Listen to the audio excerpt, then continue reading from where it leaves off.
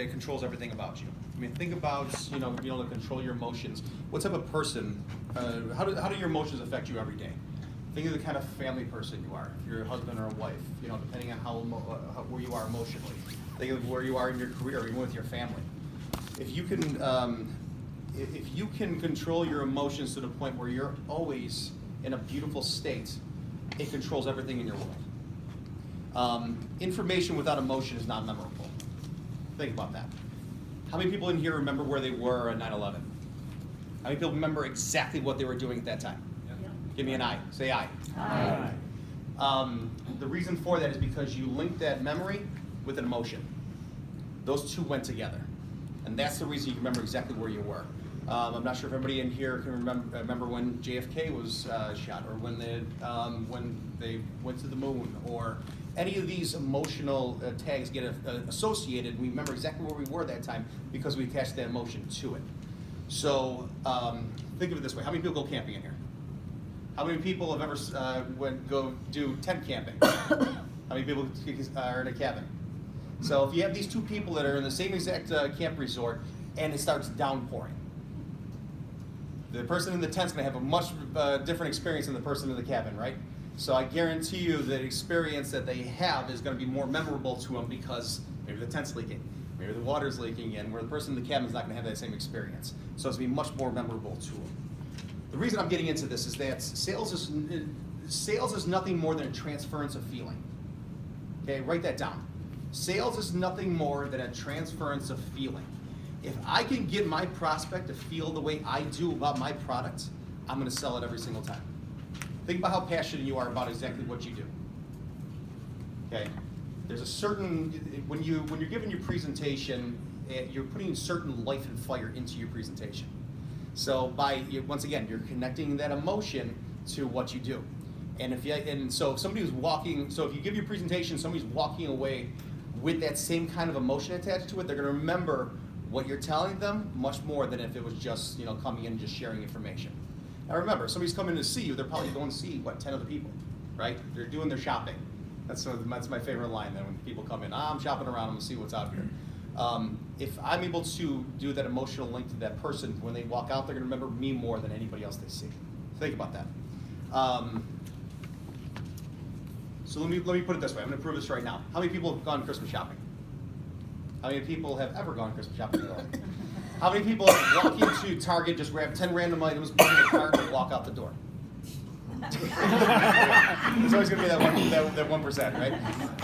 But think, when you're going around your Christmas shopping, what are you doing? You're looking at an item and going, this person's going to love this. So once again, you're doing that. You're putting that emotional tag, and there's nobody walking around with you. That's just you walking around and putting that emotion behind every product you see. So it works the same way. Think about buying a car. When you go buy a car, what's the first thing the person wants to do? Drive it. Put you in it. And why is that? Because now you're putting your hands around the steering wheel and you're taking ownership to it. It's called going assumptive. It's a sales technique. When you go in to buy a wedding dress, how many people are married here? How many of you walked into the store and just said, okay, that one's fine, it's in my price range, and then that was it? None. You gotta try it on. And why are you trying it on? Because now you're taking ownership of it. So once again, you're putting that, it's an emotional response. So if we're able to take that emotional response and put it towards what we're selling, once again, we're gonna sell it every time. Now there's 4 reasons that a prospect won't buy for you. Write these down. It's whether you have no need, no money, no hurry, or no trust.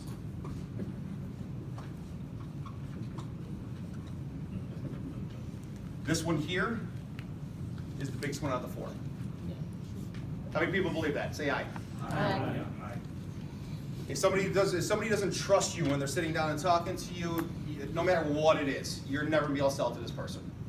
How many people have experienced people like that in their life? Mm-hmm. Say aye. Aye. So it all comes, once again, to be enthusiastic, you act enthusiastic. Okay? If you put life and fire into your presentation and you're enthusiastic during it, once again, it adds that level of trust to the person that you're talking to. You have that level of trust that's gonna get you closer to them saying, yeah, sure, I'll take it. I'll sign on the dotted line. And enthusiasm is contagious. I mean, have you ever been around somebody that's just enthusiastic about what they do? Just they have that power behind them. You want to be around that person all the time. Is that right? Do you agree? Say aye. Aye. So if it's nothing more than sales is nothing more than a transference of feeling, how important is it to get your emotions in check? Everybody agree with that? So what you need to do is change your state. I was talking about a beautiful state when I first started. So if you can change your state and get yourself into that beautiful state, it helps everything around you. Not only your career, but your family life, your friends, more people want to be around you. And once again, you'll draw people to you if you can get to this state.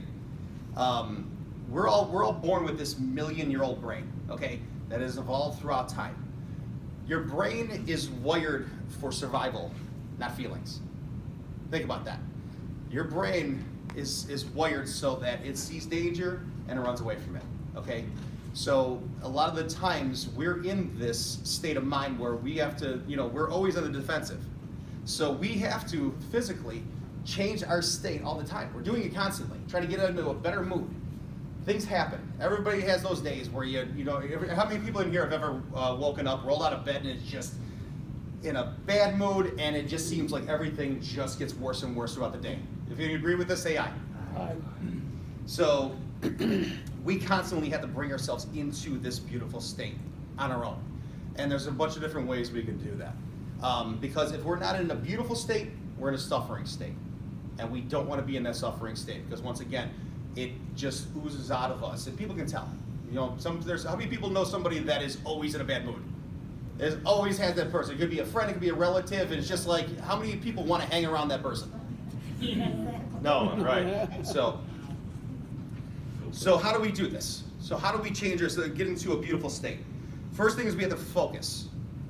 Focus is the first key, and because clarity is power. So when I'm saying focus, I'm talking about big picture in your career. It all goes along with goal setting. I've done trainings on positive mental attitude, on law of attraction, on goal setting.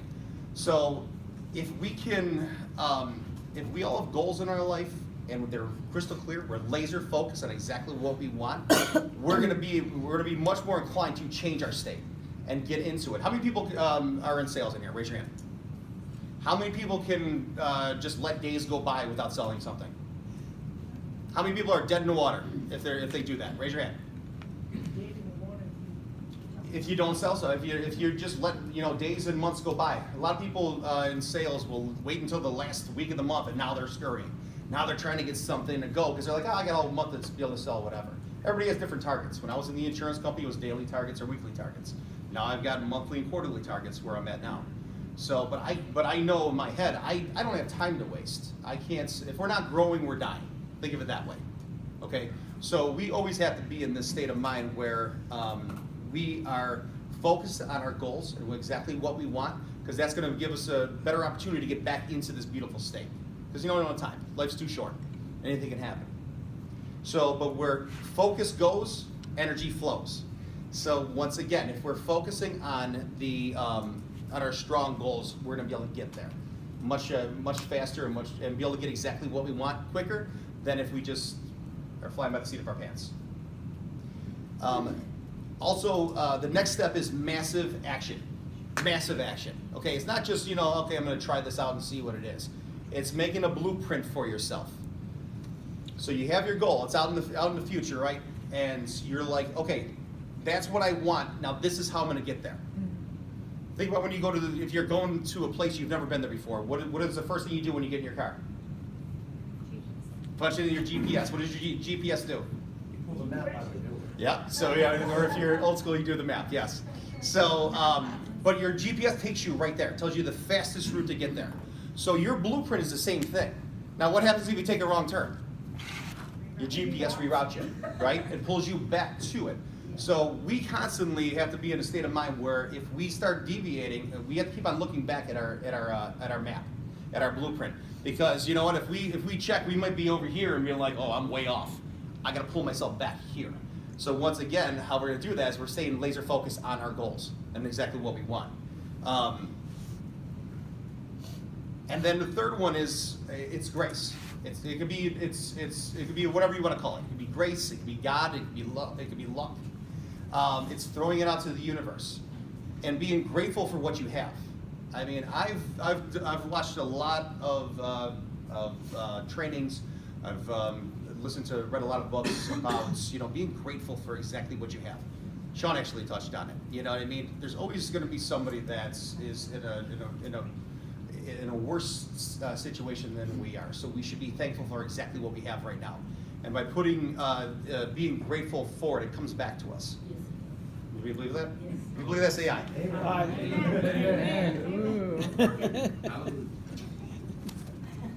I mean, problems are a sign of life, but a leader learns how to solve those problems. Write that down. Problems are a sign of life, but a leader learns how to solve those problems.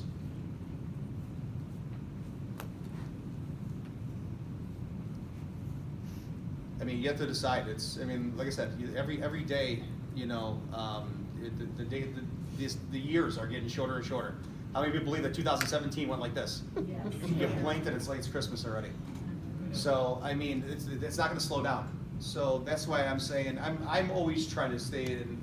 Once again, when it comes to me, I'm preaching PMA, positive mental attitude, and I'm always trying to stay in that because life's too short. Why be miserable, right? So one of the other things we learned at Tony Robbins was the 90-second rule. Okay, listen, things are going to happen. We're going to get mad or going to get pissed off. There's things that are beyond our control. So you know what? Hold on to it for 90 seconds. Be pissed off about it and then let it go. You'd be amazed at what kind of relief that you'll get if you can just take it and be like, you know what? I can't control it, but I'm going to change it for the better. And just that release of this tension, of this stress, of this whatever that's been affecting you.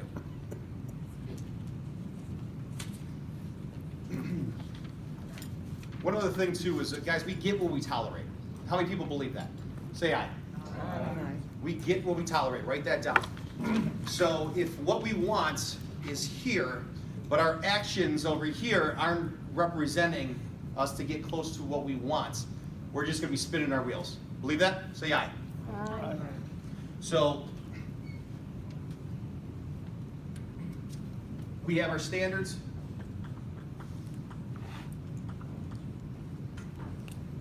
And we have our results. So if we're giving, if our standards, once again, we get what we tolerate. Everybody's got a set of standards that they live by. Is that correct? So if we have poor standards, we're going to get subpar results. If we have good standards, which most people do, right? We're going to get poor results. If we have excellent standards,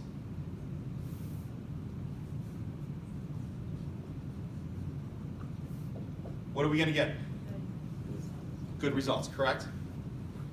So if you're thinking that, okay, I got excellent standards, I'm doing everything I possibly can do, but I'm still only getting good results, there is a level that's higher than this. It's called outstanding standards,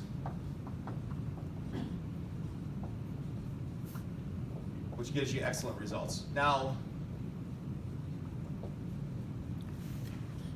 hopefully I read my writing. The difference between this and this, the difference between here is 2 millimeters. Let me explain what that means. Norman, Sean, and I went golfing this past year. We were at a golf tournament. I've never been instructed how to play golf. I watched a couple videos. I like to play. By the end of it, I'm gone from golfing to drinking most times. And so I knew that Norm was taking lessons. And so I asked you, where am I supposed to hit it on this driver? Because every time I hit the ball, every time I hit it, sometimes it would go straight, sometimes it would hook over this way, sometimes it would just dribble off. So I asked him, I said, where am I supposed to hit it on this driver? And he said, look at the circle. That's exactly where it's supposed to be. Look at the lines. Look how you're holding it. That's how you're supposed to hold it. And what happened? The next drive I took, man, poof, straight and went as far as I've ever hit it all day. And he said, where you been? But that adjustment was how much? $75. Yeah. How much was that adjustment though? Only 2 millimeters. I literally took the club and I turned it like this. I literally took the club and I moved it 2 millimeters one way or another, and I hit the ball, and it went farther than I've ever hit it. So a lot of the time when we might have excellent standards, we might be doing everything right, but we're still not getting the results we want. How much do we have to change? Only 2 millimeters to be able to get exactly what we want and have the results that we want. How many people agree with that? Say aye. So literally we can change this today. It's not astronomical. It's not something we have to plan for. We can literally take exactly what we're doing now, tweak it a little bit, and then have the results we have. Some of them just to finish out the year. How many people have a goal that they're still trying to hit for this year? Raise your hand. Okay. So it might look like it's so far in the distance that there's no way we can do it, but hell, we still got a whole month, just about, to be able to make this little tweaking, get exactly what we need to hit for our goals. So we really have to condition ourselves. This is how we do it. Zig Ziglar say that motivation doesn't last, but neither does bathing. So that's why it's recommended every day. So we constantly, but once again, I mean, we constantly got to get ourselves back into this beautiful state. So how we're going to do that is with certainty. Okay, you have to be confident in what you're saying. My mentor used to say, when you know and you know, confidence replaces fear. If you're in front of somebody that's trying to sell you something and they're kind of like skipping over their words and they don't know what they're saying, are you going to buy from this person? If somebody's uncertain about what they're telling you, if they got a check, or they're wishy-washy, you're going to buy from that person? Yes or no? Okay, let's try it again. Yes or no? No. Okay, so you have to condition. You have to burn it inside yourself. Repetition is the mother of skill. My presentation that I say the same thing to everybody. You know why? Because it works. The prospect doesn't know that I'm saying the same thing that I just said to somebody an hour ago. But by coming up with my own script for what I'm selling, I can put humor into it. If I can make somebody laugh, I got them. Okay, so it's kind of a game in my head, And there's some people that I'll see that they're stoic, they're not bright, and so I make it a game of trying to make it fun for myself, because I'm saying the same thing to every single person. But it's the same thing as an actor. If an actor gets a script, the first time they read the scripts, how fluent are they going to be in reading that? Is that going to be an Academy Award-winning performance? No. They read it. They act into it. It becomes part of themselves, so they can deliver the performance of their life in front of the camera. Same thing for you guys. I mean, you should be given the performance of your life, in front of every prospect that you see, because that might be the one that puts you over the edge. You just never know who's walking in through your door. So it's practice, practice, practice. By practicing and having it be part of yourselves, you're creating that life and fire I was talking about. And then practice with intensity. You have two people that go to the gym. Okay, one person goes around, they're on their phone, they're hitting the machines, and they walk out the door. Then you have the same person walking into the same gym that hits it, and they work out with intensity. Which person is going to be the one with the results? A or B? B. And why is that? They're focused. They know exactly what they want to do. They have a mission when they walk in, and they're working out with intensity. So it's the same thing. I actually was able to go to a conference over in Buffalo that had Zig Ziglar was actually there, and but there's a bunch of different people that had come up and talk. Joe Montana was one of those people, and he said that when he was with Jerry Rice, every time he threw the ball to Jerry Rice would take it and he would run to the end zone. Every single catch, no matter if it was just a little dump. But by doing that, he was creating a habit in himself that as soon as he catches the ball, he's running the end zone, no matter what. So even though he didn't have to, he didn't practice, so that it became a habit to him and it became natural to him. So he catches the ball, he runs to the end zone. And he became one of the greatest wide receivers ever, right? So we have to, if this is your career, this is what you want to do, this is your livelihood. If what you do right now is what feeds your family and gets you exactly what you want for your personal goals, then hell, we should be practicing with intensity every single day. We should be making sure that we're reading books, we're following up, we're keeping up with the trends, and we're not just stagnant. We're just not going through life spinning our wheels on the stationary bike and not going anywhere. Everybody believe with that? Say aye. Aye. So when we practice with intensity, it actually rewrites our brain, believe it or not. It rewires you to have it be natural all the time. My presentation I can say in my sleep, and it lasts probably about a half hour. Okay, but I can do it in my sleep, and it's become part of me now because I've made it a habit. It takes 21 days to create a habit. Anything you want to do, if you want to lose weight, do the same thing for 21 days. It'll become part of you. It rewires your brain. If you want to become a marathon runner, once again, it's conditioning yourself. It's practicing, it's running, but it's making it a habit that you do it every day.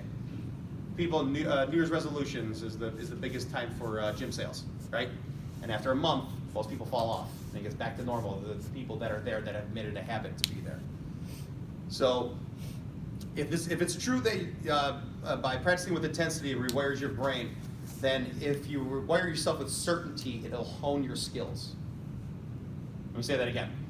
If it's true that practicing with intensity rewrites our brain, then if you wire yourself with certainty, it'll hone your skills.